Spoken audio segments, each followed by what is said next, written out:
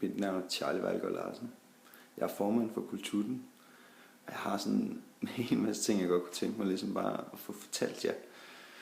Og det der med at udtrykke sig via skrift har aldrig rigtig været min stærke side, så det her det virker som et alternativ, vi lige prøver af. Det er heller ikke sådan rigtigt det, jeg sådan synes er det allersjoveste.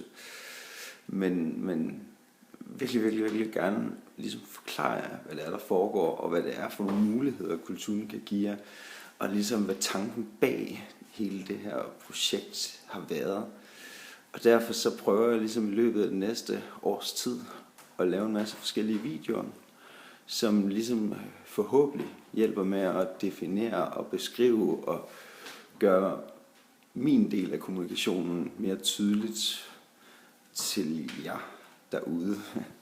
Hvad end I er andelshaver eller bare nysgerrige omkring, hvad det er for noget, vi har gang i dernede på Frederiksø. Vil virkelig gerne dele det, så jeg håber, I tager rigtig godt imod den her måde at gøre det på.